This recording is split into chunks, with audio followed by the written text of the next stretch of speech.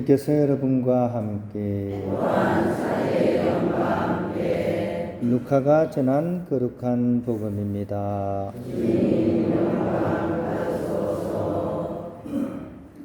그때 예수님께서 제자들에게 말씀하셨다. 너희들 작은 양떼야, 두려워하지 마라. 너희 아버지께서는 그 나라를 너희에게 기꺼이 주기로 하셨다. 너희는 가진 것을 팔아 자선을 베풀어라. 너희 자신을 위하여 해지지 않는 돈 주머니와 충나지 않는 보물을 하늘에 마련하여라. 거기에는 도둑이 다가가지도 못하고 좀이 쏠지도 못한다. 사실 너희의 보물이 있는 곳에 너희의 마음도 있다. 너희는 허리에 띠를 매고 등불을 켜놓고 있으라. 혼인잔치에서 돌아오는 주인이 도착하여 문을 두드리면 곧바로 열어주려고 기다리는 사람처럼 되어라. 행복하여라. 주인이 와서 볼 때 깨어있는 종들. 내가 진실로 너희에게 말한다. 그 주인은 띠를 매고 그들을 식탁에 앉게 한 다음 그들 곁으로 가서 시중을 들 것이다. 주인이 밤중에 오든 새벽에 오든 종들의 그러한 모습을 보게 되면 그 종들은 행복하다. 이것을 명심하여라. 도둑이 몇 시에 올지 집주인이 알면 자기 집을 뚫고 들어오도록 내버려 두지 않을 것이다. 너희도 준비하고 있으라. 너희가 생각하지도 않은 때에 사람의 아들이 올 것이다. 베드로가 주님이 이 비유를 저희에게 말씀하시는 것입니까? 아니면 다른 모든 사람에게도 말씀하시는 것입니까? 하고 물었다. 그러자 주님께서 이르셨다. 주인이 자기 집 종들을 맡겨 제때에 정해진 양식을 내주게 할 충실하고 슬기로운 집사는 어떻게 하는 사람이겠느냐? 행복하여라. 주인이 돌아와서 볼 때 그렇게 일하고 있는 종. 내가 참으로 너희에게 말한다. 주인은 자기의 모든 재산을 그에게 맡길 것이다. 그러나 만일 그 종이 마음속으로 주인이 늦게 오는구나 하고 생각하며 하인들과 하녀들을 때리고 또 먹고 마시며 술에 취하기 시작하면 예상하지 못한 날, 짐작하지 못한 시간에 그 종의 주인이 와서 그를 처단하여 불충실한 자들과 같은 운명을 겪게 할 것이다. 주인의 뜻을 알고도 아무런 준비를 하지 않았거나 주인의 뜻대로 하지 않은 그 종은 매를 많이 맞을 것이다. 그러나 주인의 뜻을 모르고서 매맞을 짓을 한 종은 적게 맞을 것이다. 많이 주신 사람에게는 많이 요구하시고 많이 맡기신 사람에게는 그만큼 더 청구하신다. 주님의 말씀입니다. 할렐루야입니다. 날씨가 좀 선선해졌죠, 그죠? 좀 얼마 전만 해도 아이고 덥다 했는데 지금 아침 저녁으로는 좀 선선하고 아마 이제 좀 가을을 향해서 이제 나아가게 될 것 같아요. 그래서 그동안 이렇게 더위 가운데서 이렇게 너무 이렇게 땀도 많이 흘리시고 수고 많으셨습니다. 우리 옆에 계신 분한테 수고 많으셨습니다. 한번 인사할까요? 시작. 수고 많으셨습니다. 예, 아유 이제 날이 이제 더 많이 더워지진 않을 것 같아요. 예. 우리 동네 주위에는요, 그죠? 교회들이 굉장히 많습니다, 그죠? 그 교회 중에서 제일 잘 나가는 교회가 어딘지 아세요? 예, 우리 옆에 있죠, 그죠? 선두교회. 얼마나 지금 이렇게 밑에도 막 이렇게 건물도 새로 세우고 얼마 전에는 또 제가 운동하러 갈 때 보면 여기 미장원 하나 있었거든요. 건물 2개를 또 이렇게 하셨나봐요. 그래가지고 막 선두교에 또 이렇게 이름이 붙어 있더라고요. 참 잘 나가는 그런, 우리로 봐서는 어떻게 보면 배가 아프고 그죠? 어떻게 보면 한편으로는 저기 목사님은 얼마나 그걸 열심히 잘 하시길래 저렇게 발전할까 이런 생각도 들고 그죠? 뭐 빈익빈 부익부예요, 그죠? 아예 뭐 문 닫는 교회도 많으니까요. 약간 그런 측면에서 우리는 또 어떤가? 우리 천주교는 그 천주교 이렇게 성당이 어떻게 성장하는가 이런 걸 보면 기존에 있는 성당은 그대로 있잖아요, 그죠? 근데 이제 새로 이렇게 신도시가 형성이 되면 이제 거기서 이제 성당을 지어야 되는데 이게 쉽지가 않습니다. 일단은 이 천주교는 재정이 좀 약해요. 그 이제 뭐 이렇게 교회하고 비교할 수는 없지만 그죠. 재정이 약하다 보니까 교구에서 성당을 지어줄 수가 없어요. 그래서 신도시가 형성이 되면 이제 그 교구에서는 땅만 구해줘요. 나머지는 거기 있는 분들이 다 하셔야 돼요. 주임 신부님이 이제 새롭게 발령을 받잖아요. 그죠? 그러면 가면 그 순간, 발령받은 순간 뭐가 되느냐? 앵벌이 됩니다. 앵벌이.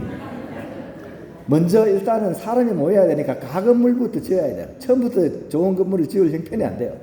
그래가지고 일단 막 앵벌이를 해가지고 이제 겨우 이제 가건물을 세워놓고 그 다음에 이제 온갖 본당을 돌아다니면서 한 푼 줍쇼 해야 돼요. 막 사목위원들, 신자들까지 다 이래 하셔가지고 농산물도 팔고 판촉물도 팔고 지난번에 보니까 향수도 막 팔더라고요. 향수도 갖고 와서 팔고 그죠? 그러고 나서 어느 정도 이제 종잣돈이 모이고 나면 이때 이제 이걸 가지고 이제 본격적으로 이렇게 건물을 짓는데 건축비가 한두 푼 드는 게 아니잖아요. 빚을 엄청 냅니다.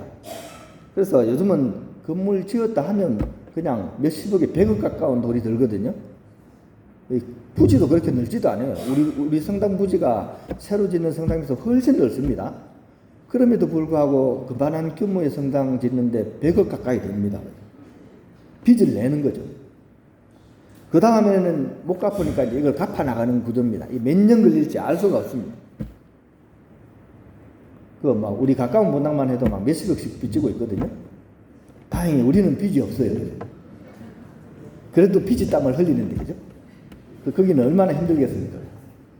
이 과정에서 신자분들도 지치고 신부님들도 폭삭 늙어버립니다. 거기다 중간에 건축과 관련해서는 또 비리가 많잖아요. 건축 비리까지 끼어들면 이거는 정말 심각해지죠. 그래서 항상 건축 때문에 교회가 늘 몸살을 앓습니다. 어떤 신부님이 그런 고민을 하신 거예요. 성당을 지어야 되는데 이게 쉽지가 않잖아요. 그러니까 막 묵주기들을 막 바치다가 이 신부님이 갑자기 눈물이 발칵 쏟아졌대. 왜냐하면 환희의 신비 5단을 바치다가 환희의 신비 5단이 뭐죠? 예? 그죠? 성모님께서 그죠? 잃어버린 예수님을 찾으심을 묵상합시다. 이게 5단이잖아요. 이걸 하다가 눈물이 발칵 쏟아졌어요. 왜냐하면 지금 새 성전을 지어야 되고 이 건축의 마음을 뺏긴 나머지 사실 예수님을 잃어버린 거야. 아, 나도 예수님을 잃어버렸구나. 그것 때문에 슬퍼져가지고 눈물을 쏟으셨고요. 또 한편으로는 어떻습니까? 그 잃어버린 분을 성모님이 어디서 찾습니까? 성전에서 찾으신 거예요. 아, 이걸 보면서 또 눈물이 또 나신 거예요. 아, 내가 잃어버린 예수님을 다른 어떤 곳이 아니라 바로 성전에서 찾아야 되는구나. 근데 이 성전은 어떤 성전일까요? 100억씩 하는 그 삐까뻔쩍한 건물 성전을 얘기하는 걸까요? 아니죠. 바로 마음의 지성소인 성전을 얘기하는 거죠. 그죠? 성경에 나오는 성전은 건축물을 얘기하는 게 아닙니다. 그죠? 예수님도 이 성전을 허물어라. 내 사흘 뒤에 다시 세울 것이다. 이 건물 그 성전을 얘기하시는 게 아니잖아요. 오늘 복음 말씀으로 해석하면 뭡니까? 너희의 보물이 있는 곳에 너희 마음도 있다. 우리가 보물이라고 생각하는 곳, 우리가 가장 보물이라고 생각하는 곳, 이곳이 바로 우리의 성전이라는 겁니다. 아마도 이 신부님은 내 마음이 과연 어디에 있었나 이거를 느끼신 것 같아요. 그리고 어디에 내 마음, 내 정성, 내 목숨을 쏟고 있었나 이것을 아마 이렇게 묵주기도를 바치면서 깊이 아마 성찰하신 것 같습니다. 다시 말하지만 성전은 장소의 의미가 아닙니다. 요즘 많은 사람들에게 알려지는 복자가 한 명 있습니다. 카를로 아쿠티스라는 복자입니다. 근데 연세가 많이 드신 분이 아니고 1991년생입니다. 그러니까 여러분 손자 나이 정도 되겠죠, 그죠? 2006년도에 이제 세상을 떠나신 분입니다. 15살 나이에 중3이죠. 우리 지금 중3 나이입니다. 근데 복자가 되셨어요. 어떻게 해서 복자가 됐을까요? 어린 나이임에도 불구하고 이 성체 신심에 대한 그런 것이 굉장히 깊었습니다. 성체 성사는 바로 우리로 하여금 하느님 나라로 가게 하는 고속도로입니다 라고 이렇게 얘기를 하면서 그런 이 사이트를 하나 만들어 가지고요, 많은 사람들에게 이 성체 성사에 대한 중요성을 막 알리기 시작했습니다. 그러던 중에 이렇게 얘기합니다. 2000년 전에 팔레스타인 땅으로 제자들이 이렇게 갔을 때 제자들이 예수님을 이렇게 뵌 것처럼 우리 또한 그런 눈으로 제자들이 예수님을 눈앞에서 바로 본 것처럼 우리 또한 생생하게 성체 안에 살아계신 예수님을 보아야 한다라고 이 분은 얘기를 하신 겁니다. 일화도 있습니다. 그죠? 아버지가 이렇게 막 이렇게 신부님들하고 되게 친하셨나 봐요. 그래서 신부님들하고 성지순례를 가기로 이태리 분인데, 그죠? 그러니까 그래서 이제 막 예루살렘으로 이제 성지순례 가려고 막 계획을 하셨던 것 같아요. 그래서 다 계획을 짜놓고 이제 가를로한테 얘기하는 거, 너도 같이 가자 이렇게 얘기한 겁니다. 이때 이 가를로가 이렇게 얘기합니다. 아빠, 저는 안 갈래요. 아니, 왜? 우리 여기도 성당들 많잖아요. 성당에 감실 있지 않아요? 그래서 나는 어느 때든 예수님 만날 수 있는데 굳이 거기까지 갈 필요성을 못 느끼겠어. 이렇게 얘기를 했습니다.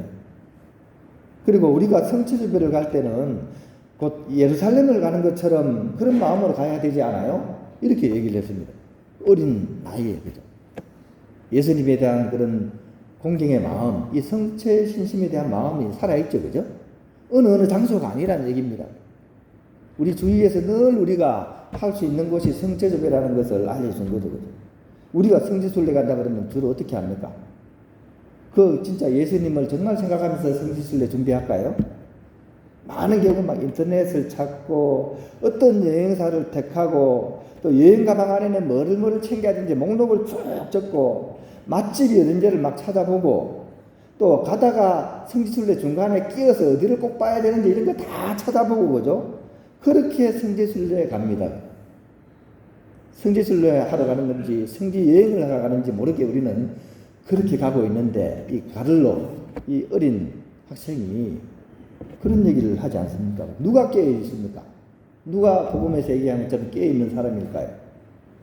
15살 이 학생일까요? 안 그러면 60, 80 먹은 그런 성지순례 잘하는 그런 우리들일까요? 하느님을 향한 성숙도는 오히려 15살, 그래서 복자가 된지도 모릅니다. 그죠? 오늘 이 복음을 통해서 우리가 결코 잊지 말았으면 좋겠습니다. 오늘 복음에 이런 얘기가 나오죠. 그죠? 헤어지지 않는 돈주머니, 충나지 않는 보물을, 그죠? 우리가 어디에다 마련해야 할 것인가? 그것은 다른 어떤 곳이 아니라, 세상 그 어떤 곳이 아니라 바로 하느님 나라이고 하느님 계시는 곳이라는 사실을 오늘 복음은 우리에게 알려주고 있습니다. 여기에는 돈으로도 못 가고 항공권 티켓으로도 못 가고 세상 권력으로도 못 가고 지식으로도 못 갑니다. 유일한 방법은 일편단심입니다. 하느님을 향한 온전한 마음, 또 하나는 충실한 믿음의 마음을 통해서 우리는 그 하느님 나라를 향해 이렇게 돌아설 수가 있고, 또 어떤 생각이나 어떤 말만이 아니라 삶의 실천을 통해서 오늘 복음에 또 어떻게 나옵니까? 늘 깨어서 허리에 띠를 메고 등불을 켜놓고 살아라. 허리에 띠를 메라 무슨 이야기입니까? 멜빵 좋은 거 하라는 얘기입니까? 아니죠. 허리에 띠를 맨다는 얘기는 옷을 동이고 열심히 일을 한다는, 애덕을 실천한다는 그런 의미입니다. 등불을 켜놓고 있는 것은요, 마음속에 늘 기도의 등불을 밝히고 하느님과 이웃들을 향해서 사랑의 그런 빛으로서 살아가는 것을 이야기합니다. 그러니까 결론은 나왔죠, 그죠? 오늘 복음에 얘기하는 그 하느님 나라는 이 지상 어느 곳에 나의 욕심을 채워줄 그런 장소가 아니라 내 마음 가장 깊은 곳, 하느님 살아계신 그 지성소에 우리가 들어가서 그 안에서 늘 하느님을 향해서 살아가는 삶, 그리고 나의 이웃들과 함께 그 나라를 이 땅에 만들어가는 그 삶을 통해서 온전한 성전이 세워질 것이라는 것, 이것을 우리가 꼭 기억했으면 좋겠습니다.